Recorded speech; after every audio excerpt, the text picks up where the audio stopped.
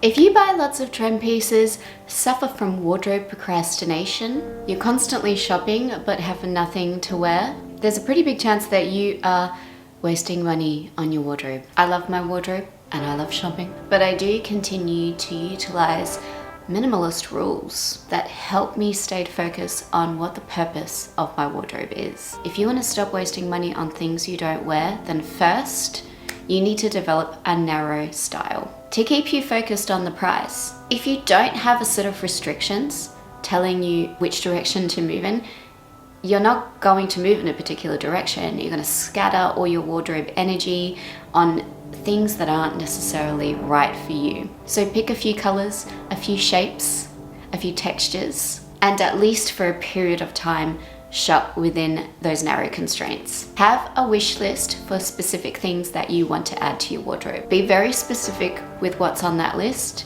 So don't just say sweater, say we'll blend pink wrap sweater with a v-neck. Thank you, this was a gift by the way, and you can get 10% off this purchase at Organic Basics. You're welcome. And then wait for that particular item to be on sale. This is a way of strategically using your funds, and I guess the whole mentality that you should develop is that your wardrobe isn't a thing that you're buying right now. Your wardrobe isn't an expression of the mood you're having that day. Your wardrobe is a long-term investment, and if you adapt that mentality, it's easier to be less compulsive, because it's easier to go, okay, this is a vision that I have. It's not something that I can shop for and get everything today. It's something that I'm gonna create over several months. It's worthwhile waiting for that special item to be on sale so that I can add it to the mix.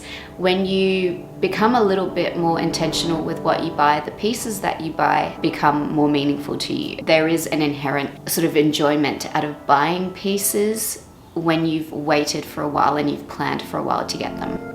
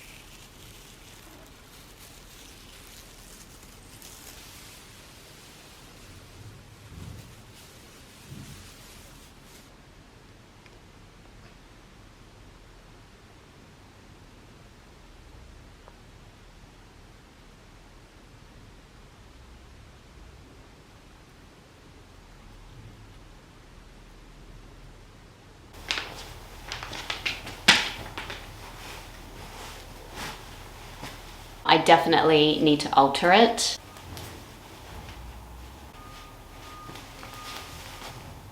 It's perfect in the bum zone, but it's a little too big around the bust for me, so that's gonna need to be taken in.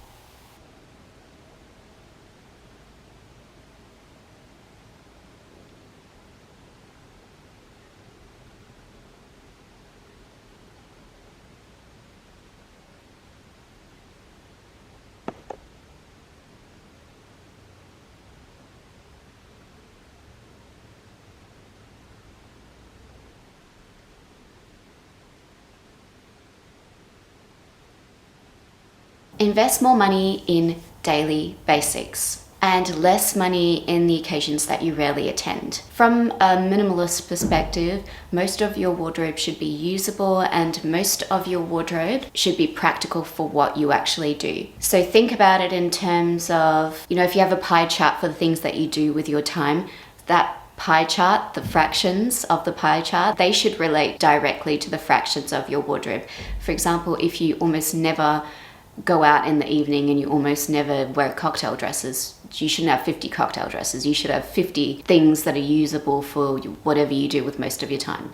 And I think if you adapt that mentality, it's a lot easier for that to translate to how you use your money on your wardrobe. So when I say invest more money in your basics, I don't necessarily mean per item.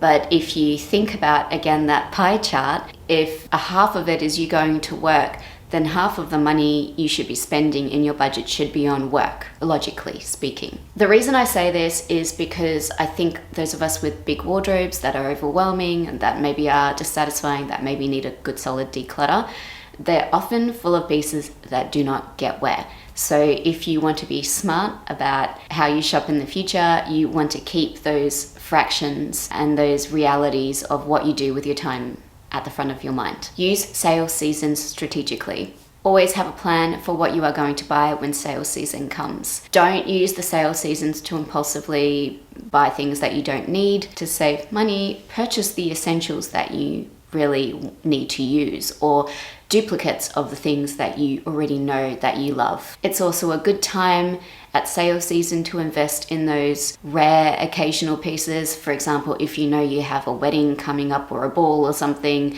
in the next 6 months, that's the time to shop for those things. I would also say I would avoid situations where you suddenly have a situation come up. Let's just say it's a party, a cocktail party, or a ball or a wedding. You kind of realize a week in advance you need an outfit for that. If you're going to leave shopping for such events till last minute, you're not going to get the best deal and you're not necessarily going to get the piece that stylistically suits you the most. I would anticipate that at some point in your life you're going to have opportunities to dress up, and my gosh, if you don't organically have opportunities to dress up, make them happen, girl. Trust me, I used to never go out at night. There was a time in my life where I never went out in the evening, but now I do it all the time because I created those opportunities. That's another video altogether. Always have at least 1 or 2 outfits that you can make for the warm season and the cool season for a special occasion. And if you kind of have that as part of your shopping list, your wish list, that you need a specific kind of a dress for special occasions and a specific kind of a coat or shoes or boots for a special occasion, and you kind of keep an eye out for maybe secondhand opportunities or sales opportunities, that's how you will strategically find that perfect outfit for when that occasion does pop up. I think if you're going to leave it till last minute for special occasions, you're going to waste money.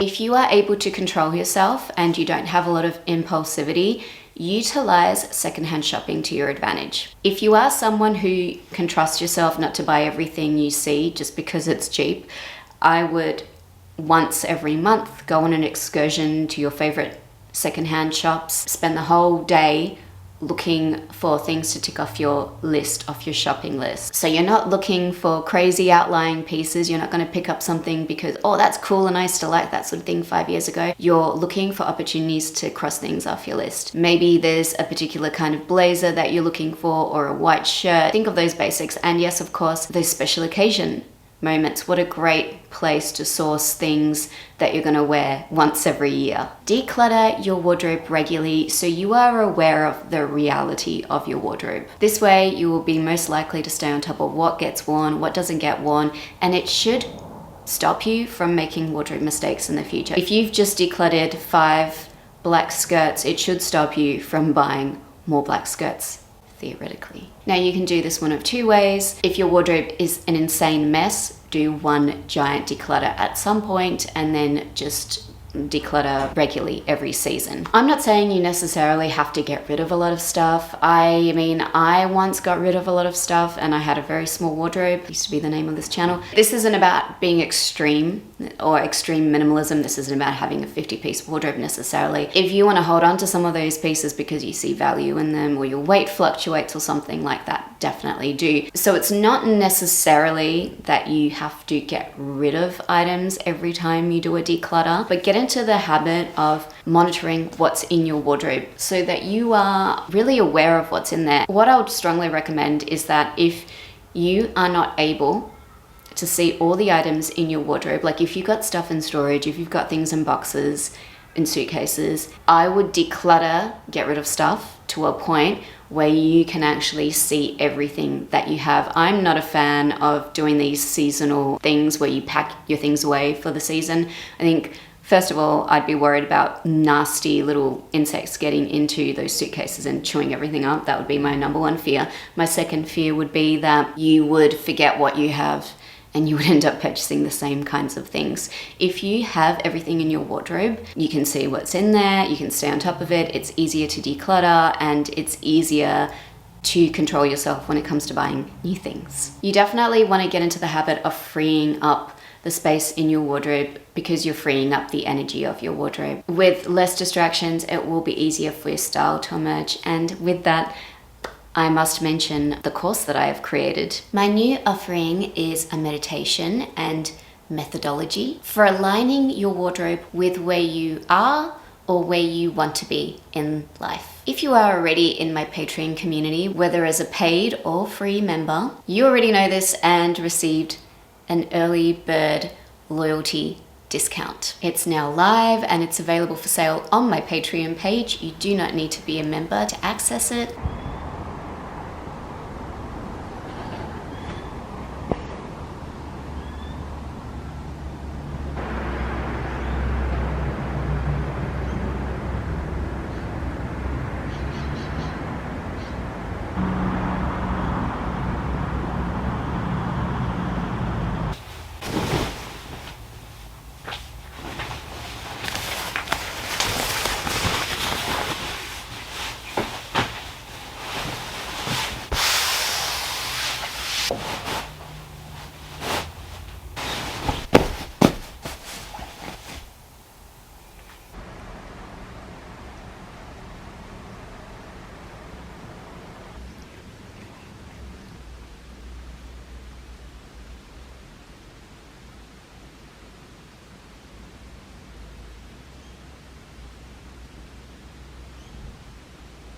Finally, get into the habit of selling your unworn or unused clothing. I'm not gonna lie to you, the market for buying secondhand things is nowhere near as good as it used to be. I used to be able to sell quite a lot, whether going to physical markets or, selling online. The reality is the clothing market is oversaturated, but there might be some value in the things that you have. And more importantly, there's a value in getting a little bit of something, a little bit of return for something that's just been sitting in your life dormantly. Honestly, I'm not sure that selling online is that great these days.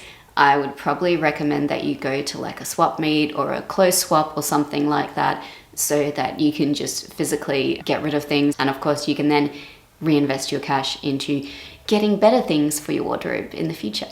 Now, if you are enjoying this video, I have just launched a comprehensive wardrobe budget guide. This guide is 20 specific rules that I use for shopping in my wardrobe, with questions and activities so that you can audit where your money, in brackets energy, is going, to overhaul and to optimize how you spend your cash on your wardrobe. This guide will help you create a strategy to reduce energetic and monetary drains in your wardrobe, and of course, most importantly, help you build your best style. I have linked it in the description box. Please do check it out.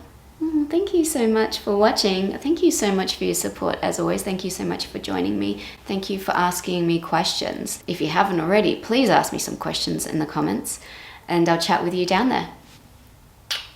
Bye.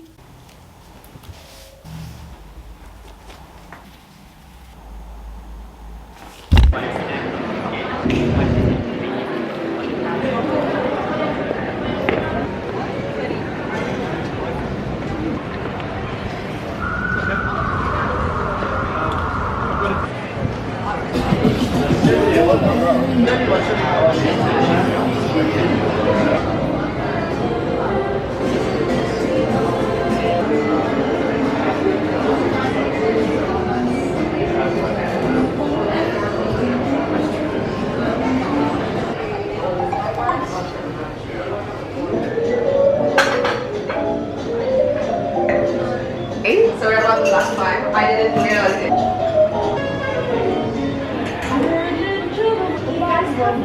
Strawberry.